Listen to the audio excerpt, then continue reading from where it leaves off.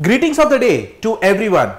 So the preliminary examination of UPSC has got concluded and the results are out. So you guys might be waiting for the mains examination. So I also thought that we will discuss a mains question today. The topic of discussion is Balfour Declaration. ठीक है, अब जिसको Balfour Declaration नहीं पता है और जिसको ये भी नहीं पता है कि ये क्वेश्चन क्यों पूछा जा रहा है, ठीक है, इसलिए क्योंकि इस्राइल पैलेस्टीन इश्यू आए दिन न्यूज में रहता है. So we will discuss what is Balfour declaration और उससे कैसे क्वेश्चन बन सकता है. अगर क्वेश्चन बनता है तो उसमें आप क्या क्या लिखेंगे. So let us discuss the question. How does Balfour declaration shape the course of conflict in West Asia. क्या क्वेश्चन है, ठीक है, कि बैल्फोर डिक्लेरेशन के वजह से वेस्ट एशिया में कॉन्फ्लिक्ट का माहौल हर वक्त कैसे बना रहता है. क्वेश्चन को समझिए. How does the Balfour declaration के वजह से how does the Balfour declaration shape the course of conflict in West Asia. Conflict का माहौल वेस्ट एशिया में बैल्फोर डिक्लेरेशन के वजह से कैसे बना रहता है और क्यों बना रहता है, यह आपका क्वेश्चन है. ठीक है, और यह क्वेश्चन यूपीएससी में भी आ सकता है. अब सबसे पहली बात जो आपको समझना है, इसमें आप लिखेंगे क्या. सबसे पहले क्योंकि क्वेश्चन बैल्फोर डिक्लेरेशन के बारे में बात कर रहा है, ठीक है, तो आपको बताना होगा कि what is Balfour declaration. Balfour declaration कब साइन हुआ, किसने दिया ये डिक्लेरेशन, किसको दिया, और इस डिक्लेरेशन के वजह से वेस्ट एशिया में कॉन्फ्लिक्ट कैसे उभरता हुआ आया, और एक कंक्लूजन लिखना हुआ होगा. So you have to write what is Balfour declaration in the intro. Then you have to create a body कि what are the significance of Balfour declaration. Balfour declaration की वजह से कैसा माहौल बना वेस्ट एशिया में और किस तरीके का कॉन्फ्लिक्ट्स पनपते हुए आ रहे हैं वेस्ट एशिया में, और then you have to write a conclusion. So we will see कि क्या क्या लिख सकते हैं इसमें. ठीक है, we will see to this question. So सबसे पहले तो आपको यह लिखना होगा कि भाई व्हाट इज बैल्फोर डिक्लेरेशन, कि बैल्फोर डिक्लेरेशन क्या है. So Balfour declaration of 1917. Balfour declaration कब का डिक्लेरेशन है, 1917 का डिक्लेरेशन है. ये डिक्लेरेशन किसने दिया, ठीक है.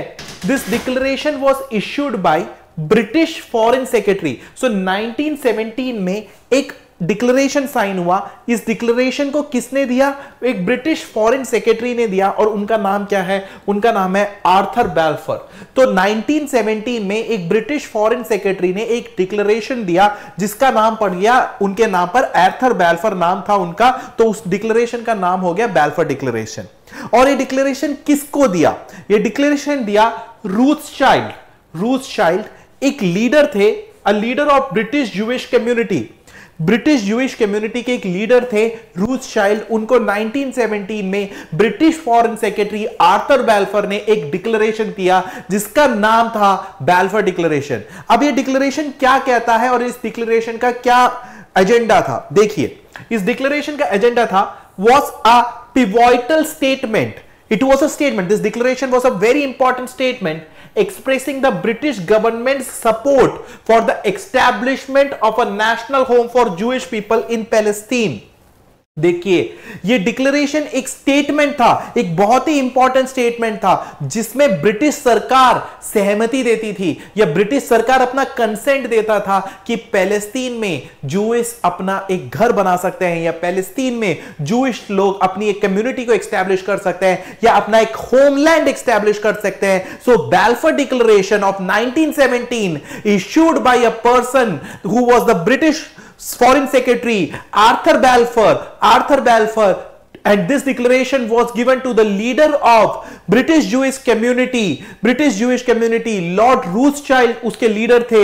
उनको ये डिक्लेरेशन दिया था. वो ब्रिटिश सरकार उस डिक्लेरेशन में अपना कंसेंट दे रही थी कि पैलेस्तीन की जमीन में, पैलेस्तीन की धरती पे जूइश के लिए अपना एक होमलैंड हो सकता है. दैट मींस अगर पैलेस्तीन ये होगा तो यहां पर एक छोटा सा जूइश के लिए एरिया होगा. ठीक है, तो बैल्फोर डिक्लेरेशन जूइश को एक कंसेंट देता था. अब देखिए आगे. This declaration played a crucial role in shaping the geopolitical landscape of West Asia leading to the centuries of conflict and constitution. देखो, इस डिक्लेरेशन के वजह से जहां पैलेस्तीन की जमीन थी वहां पर अब छोटा सा जूइश एरिया बना, और उस डिक्लेरेशन के वजह से वेस्ट एशिया का ज्योग्राफी चेंज हो गया। मैंने क्यों बोला वेस्ट एशिया का ज्योग्राफी चेंज हो गया? क्योंकि new geographical boundaries were redrawn, new geographical boundaries were created, new countries were born because of this declaration.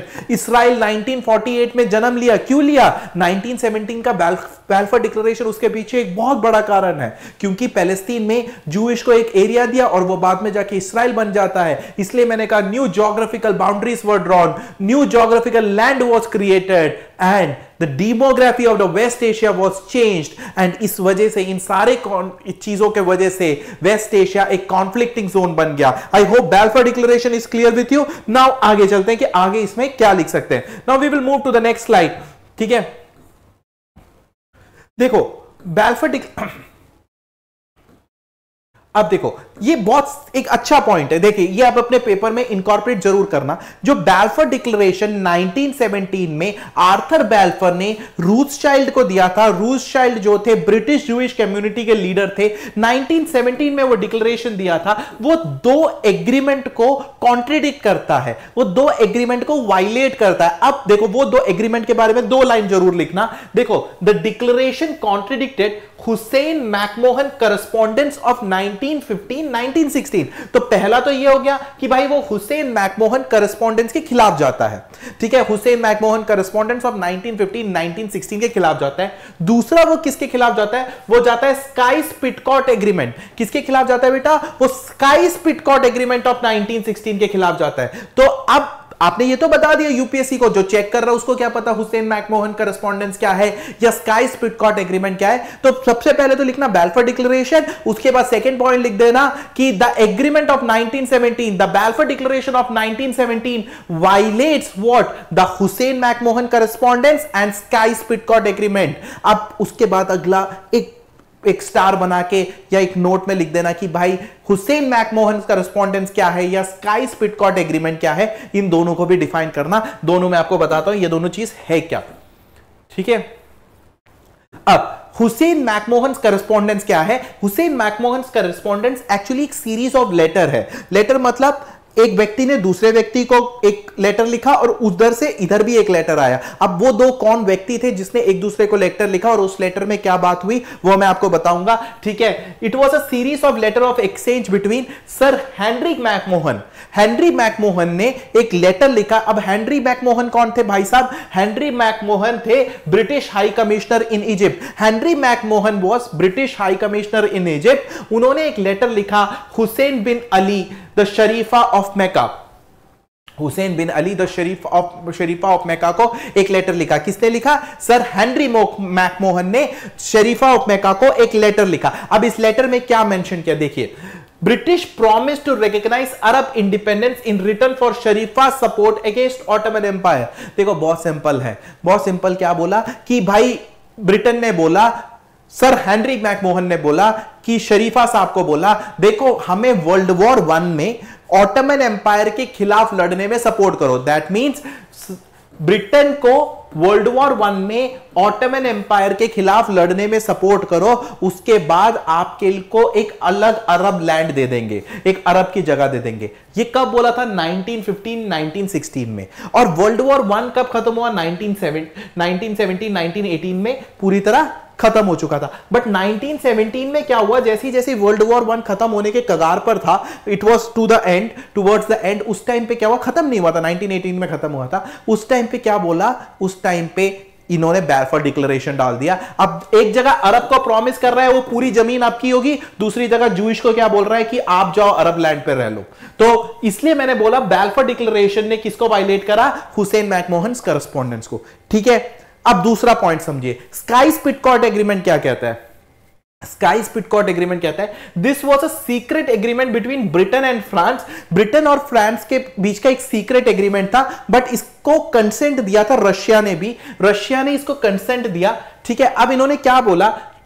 Ottoman empire की टेरिटरीज को ब्रिटेन और फ्रांस डिवाइड कर लेगा और जो पैलेस्टीन का मेजर एरिया होगा, यह भी लिखा होगा, Palestine was to be placed under international administration. Sykes Picot agreement में क्या बोला? ऑटोमन एम्पायर जो हारा गया जाएगा वर्ल्ड वॉर 1 में, उसको हराने के बाद उसका एरिया ब्रिटेन और फ्रांस ले लेगा। ठीक है, और दूसरा यह बोला गया कि जो पैलेस्तीन का एरिया है वो इंटरनेशनल एडमिनिस्ट्रेशन के अंडर रख देगा। ठीक है, अब देखो बात तो सही है, बोल तो दिया पैलेस्तीन को इंटरनेशनल एडमिनिस्ट्रेशन के अंडर रख देगा, बट वर्ल्ड वॉर 1 के खत्म होने के बाद लीग ऑफ नेशन ने क्या करा, ब्रिटेन को बोला कि आप पैलेस्तीन में जो करना चाहे कर ले। ठीक है, और स्काई स्पिटकॉट में क्या बोला था कि भाई वो इंटरनेशनल एडमिनिस्ट्रेशन के अंडर रखा जाएगा। तो एक तो हुसैन मैकमोहन करस्पॉन्डेंस वायलेट हो गया और दूसरा स्काई स्पिटकॉट एग्रीमेंट वायलेट हो गया। अब आपने क्या क्या लिख लिया, बैल्फोर डिक्लेरेशन क्या है, पहले आपने वो मेंशन करा, उसमें आपने क्या मेंशन करा, किसने किसको दिया। ठीक है, आर्थर बैल्फोर ने रूथशाइल्ड को दिया, कब दिया, 1917 में दिया। उसके तहत क्या हुआ, जूइश कम्युनिटी पैलेस्टीन की लैंड पे जाकर रह पाई। ठीक है, फिर दूसरा पॉइंट आपने क्या पढ़ा, लिखा, दूसरा पॉइंट आपने लिखा कि बैल्फोर डिक्लेरेशन जो है हुसैन मैकमोहन करस्पॉन्डेंस के खिलाफ है और स्काई स्पिटकॉट एग्रीमेंट के खिलाफ है। फिर आपने हुसैन मैकमोहन करस्पॉन्डेंस के बारे में 2 लाइन लिख दिया, स्काई स्पिटकॉट एग्रीमेंट के बारे में 2 लाइन लिख दिया। ठीक है, अब आगे चलते हैं। अब देखो बैल्फोर डिक्लेरेशन के क्या क्या सिग्निफिकेंस है या उससे क्या क्या इंपैक्ट क्रिएट हुआ है ये भी हमें देखना है। सबसे पहले ज़ियोनिस्ट मूवमेंट को एम्पावर करा। ज़ियोनिस्ट मूवमेंट क्या है कि जूइश के लिए एक पर्टिकुलर लैंड चाहिए, एक जमीन चाहिए, उनका अपना एक होम एरिया होना चाहिए। उस मूवमेंट के लिए बैल्फोर डिक्लेरेशन, जो जूइश कम्युनिटी के लोग हैं सालों से इस चीज को लेकर बात कर रहे थे कि भाई हमारी एक पर्टिकुलर जमीन होनी चाहिए, हमारा एक अपना होमलैंड होना चाहिए। ठीक है, उसको एक बैल्फोर डिक्लेरेशन का बहुत बड़ा समर्थन था कि आपको कोई रिकॉग्नाइज कर रहा है, ब्रिटिश गवर्नमेंट जो उस टाइम पे सबसे बड़े पावर थे वो आपको रिकॉग्नाइज कर रहा है, जाओ रह लो, जितने सालों से तुम इस चीज की मांग कर रहे थे वो हम तुम्हें देते हैं, जाओ पैलेस्टीन में रह लो। So it was a great recognization for Zionist movement. वही मैंने मेंशन किया है, the Balfour declaration provided crucial international legitimacy to the Zionist movement. जो इंटरनेशनली एक लेजिटिमेसी, एक कंसेंट चाहिए था वो बैल्फोर डिक्लेरेशन से जो सालों से साल चलता है तो उस ज़ियोनिस्ट मूवमेंट को मिला, which had been advocating for separate Jewish homeland in Palestine since late 19th century। ठीक है, 19th सेंचुरी से वो एक सेपरेट होमलैंड की बात कर रहे थे, वो उनको मिला। अब इस वजह से क्या हुआ, अब आपने बोल तो दिया जाओ पैलेस्टीन में रह लो, जूइश को बोल दिया आप जाओ पैलेस्टीन में रह लो। अब it catalysed Jewish emigration to Palestine, बहुत सारे लोग पैलेस्टीन में आए, जूइश कम्युनिटी के लोग, increasing the Jewish population from 60,000 in 1918 to 600,000 in 1948। अब देखो कि पैलेस्तीन में पहले अरब पॉपुलेशन था, अब जैसे ही 1917 में बैल्फोर डिक्लेरेशन दिया तो यहां से बाहर से पूरी दुनिया से जूइश के कम्युनिटी के लोग पैलेस्तीन आने लग गए। 1918 में अगर वहां पे 60,000 लोग थे तो 1948 में आते वहां पे 600,000 लोग बन गए। तो पैलेस्तीन का पूरा ज्योग्राफिकल एरिया का डेमोग्राफी या पॉपुलेशन का कल्चर पूरा चेंज हो गया, देयर वाज डाइवर्सिफाइड पॉपुलेशन। ठीक है, अब देखो अरब नेशनलिस्ट ने भी उसको रिस्पॉन्स किया। अब देखो आप समझने की कोशिश करो, बैल्फोर डिक्लेरेशन के बाद जूइश कम्युनिटी के लोग खुश होंगे या नहीं होंगे? बिल्कुल खुश होंगे। वो क्यों नहीं खुश होंगे, उनको तो अपना होमलैंड मिल गया और ब्रिटिश ने उनको रिकॉग्नाइज करा, वो जा रहे हैं वो पैलेस्तीन रहने। 1980 में 60,000 लोग गए थे तो 1948 में 600,000 लोग पैलेस्तीन की जमीन में पहुंच गए, जहां पर उधर का कल्चर डाइवर्सिफाई हो गया। बट अब क्या अरब पॉपुलेशन इससे खुश होगी या नहीं होगी? अरब पॉपुलेशन बिल्कुल खुश नहीं होंगे, उनकी तो जमीन चली गई ना अपने हाथ से। उनको तो हुसैन मैकमोहन करस्पॉन्डेंस में यह बोला गया था कि आपको एक आपकी जमीन मिल जाएगी, आप हमें ऑटोमन एम्पायर को हराने में सपोर्ट करो, ब्रिटिश ने उनको बोला था और उनको तो धोखा मिला है। तो उसी के बारे में लिखा है Arab nationalist response, the declaration sparked vehement opposition among the Arab nationalist who viewed it as a betrayal of promise. क्यों बिट्रे, धोखा दिया, पीछे से लात मारा है, कहां पे, क्यों हुसैन मैकमोहन करस्पॉन्डेंस में तो बोला गया था ना कि पीछे से आपको सपोर्ट करेंगे, आपकी अलग जमीन होगी। सो it was betrayal of promise of self determination and made during world war 1 के टाइम पे तो प्रॉमिस किया गया था कि आपको एक आपकी इंडिजिनस जमीन होगी जहां पे कोई और कल्चर के लोग नहीं होंगे। तो इसके वजह से क्या हुआ, अरब नेशनलिस्ट के बहुत सारे रिवोल्ट होते हैं। एक जगह ज़ियोनिस्ट मूवमेंट को एक बहुत बड़ी स्ट्रेंथ मिलती है, दूसरी जगह अरब नेशनलिस्ट एक बहुत बड़े रिवोल्ट में फंस जाते हैं, क्योंकि उनको तो इस जूइश के खिलाफ आवाज उठानी है, उनको ब्रिटिश साम्राज्य के खिलाफ आवाज उठानी है, उनको जूइश इमिग्रेशन के थ्रू खिलाफ आवाज उठानी है। तो there was a massive uprising जो 1936 1939 में जो पैलेस्टीन के एरिया में रिवोल्ट हुए थे वो अरब नेशनलिज्म के वजह से हुए थे, क्योंकि उनको धोखा दिया गया था हुसैन मैकमोहन करस्पॉन्डेंस में। अगला पॉइंट देखते हैं। ठीक है, अब ठीक है, अब ये पॉइंट देखिए, British mandate and dual obligation under the league of nation mandates Britain was given the administrating of Palestine while implementing conflicting promises to both Jewish and Arab communities। मैंने आपको पहले भी बताया था, ब्रिटिश को यह बोला गया था कि आप देखो, स्काई स्पिटकॉट एग्रीमेंट में क्या बोला गया था? स्काई स्पिटकॉट एग्रीमेंट में फ्रांस और ब्रिटेन के बीच में यह डिसाइड हुआ था कि ऑटोमन एम्पायर का आधा एरिया फ्रांस ले लेगा, आधा एरिया ब्रिटेन ले लेगा, और पैलेस्टीन का एरिया कौन लेगा? पैलेस्टीन का एरिया इंटरनेशनल एडमिनिस्ट्रेशन में रखा जाएगा। बट अब क्या हुआ? लीग ऑफ नेशन ने वर्ल्ड वॉर 1 के बाद क्या बोल दिया? पैलेस्टीन को ब्रिटेन देखेगा, और ब्रिटेन वहां पर अपनी मनमर्जी कर रहा था। और क्या कर रहा था ब्रिटेन? ब्रिटेन ने मनमर्जी करा और पैलेस्टीन के जमीन पे जूइश के लिए अपना एक एरिया बना दिया, जूइश के लिए अपना एरिया बना दिया, जिसके वजह से अरब नेशनलिज्म हुआ और ज़ियोनिस्ट मूवमेंट। अब देखो, आप समझने की कोशिश करो ना, ब्रिटेन तो वहां पर बहुत सिंपली एक चीज करके चले गए। ब्रिटेन ने बोला कि भाई अरब एरिया पर इस जूइश आ गए, वहां पर अरब नेशनलिज्म भी पनप गया, और दूसरी जगह ज़ियोनिस्ट मूवमेंट भी स्ट्रांग हो गया कि भाई हमें अपनी जमीन मिल रही है। दोनों कल्चर कोलाइड हो गए, दोनों कल्चर कोलाइड हो गए, और आज भी वो चीज लड़ रहे हैं। और इसके पीछे गलती किसकी है? The country called as Great Britain. मैं आपको एक और चीज यहां पे बताना चाहूंगा, just moving out of the topic. Britain ने दो चीज करा था, 1947 एंड 1948। ये ब्रिटेन ने किया हुआ चीज था। यहां पर भी इन्होंने आई और पी को डिवाइड करा, that is India and Pakistan, religion के बेसिस पे।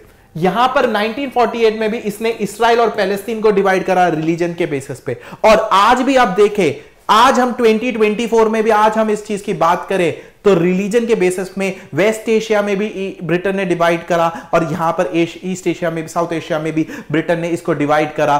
ठीक है, साउथ एशिया में भी ब्रिटेन ने इसको डिवाइड करा, and both the nations are fighting for religion. ठीक है, रिलीजन के बेसिस पे। ठीक है, आज भी वो कॉन्फ्लिक्ट है, और वो ब्रिटेन ने ही रिलीजियस रिफ्ट क्रिएट करा था। तो एक्चुअली लीग ऑफ नेशन ने किसको मैंडेट कर दिया? ब्रिटेन को कर दिया। बट पैलेस्टीन में क्या होना चाहिए था? स्काई स्पिटकॉट एग्रीमेंट के तहत एक इंटरनेशनल एडमिनिस्ट्रेशन होना चाहिए था, और ब्रिटेन ने अरब को भी खुश करने की कोशिश करी। एक तरफ हुसैन मैकमोहन करेस्पॉन्डेंस ने, फिर दूसरी तरफ जूइश को भी खुश करा, और दोनों खुश नहीं हो पा रहे, आज भी लड़ रहे हैं।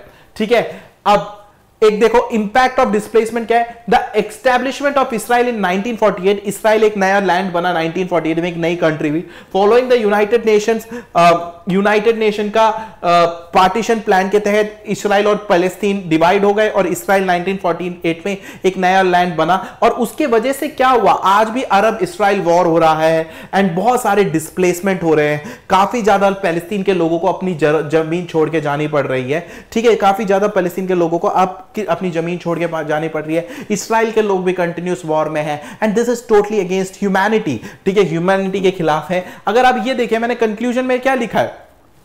In the conclusion, I have clearly mentioned the Balfour Declaration endorsement of Jewish aspiration। Balfour Declaration ने जरूर Jewish aspiration को endorse किया कि उनको statehood चाहिए था। कहां? पैलेस्टीन में। जरूर Balfour Declaration ने वो Jewish aspiration को fulfill किया। Shape the trajectory of conflict in West Asia। But अब एक चीज समझिए, Jewish aspiration तो पूरा हुआ, उनको statehood भी मिला पैलेस्टीन के एरिया में, पैलेस्टीन के एरिया में statehood भी मिला, बट आज भी वेस्ट एशिया में एक कॉन्फ्लिक्ट का बड़ा कारण बना है। ठीक है, अब देखिए, it not only empowered the Zionist movement and catalyzed Jewish emigration but also intensified Arab opposition। बहुत क्लियरली समझिए, Jewish emigration को सपोर्ट किया। एक तरफ जर्मन में एडोल्फ हिटलर जूइश कम्युनिटी को मार रहे थे, तो पूरी दुनिया से जो जूइश कम्युनिटी है, अपने आप को बचाने के लिए, अपने आप को सुरक्षित रखने के लिए वो कहां गई? पैलेस्टीन में गई। इसलिए मैंने बोला 1917 में बैल्फोर डिक्लेरेशन के बाद 60,000 लोग अगर पैलेस्टीन की जमीन में आए, तो 1948 में जब इसराइल कंप्लीटली आजाद होकर एक कंट्री बन गया, तो वो 100,000 लोग हो गए, 600,000 लोग हो गए। क्यों? एडोल्फ हिटलर नाम के cruel person, the most cruelest dictator of Germany was finding the people of Jewish community and assassinating them and killing them. तो बचने के लिए वो कहां पर आए? वो इसराइल आए। बहुत अच्छी बात है, उन्होंने इसराइल या पैलेस्टीन के अंदर अपना एक होमलैंड क्रिएट करा, बट ये चीज जरूर समझनी है, पैलेस्टीन ने भी अरब नेशनलिज्म को पैलेस्टीन में भी अरब नेशनलिज्म डेवलप हुआ। क्यों? उनको भी तो धोखा मिला था। मैकमोहन हुसैन करस्पॉन्डेंस में यही लिखा है, it led to the intensified Arab opposition Arab opposition को उसने इंटेंसिफाई करा, ठीक है, and ground for decades of territorial disputes and geopolitical instability. और वो जो Arab nationalism versus Jewish movement के बीच का स्ट्रगल है, आज भी वहां पर एक वॉर क्रिएट कर रहा है। यूपीएससी आपसे एक क्वेश्चन जरूर पूछ सकता है, because Israel Palestine issue has been persisting in the today's era also. Balfour Declaration of 1917 given by Arthur Balfour to Rothschild, a leader of British Jewish community, has been the reason for the persisting war between Israel and Palestine. Hope you understood this topic, what to write in this topic, and we also hope that this war ends and the humanity wins. Thank you. That's all for the day. Thank you so much. Have a nice day.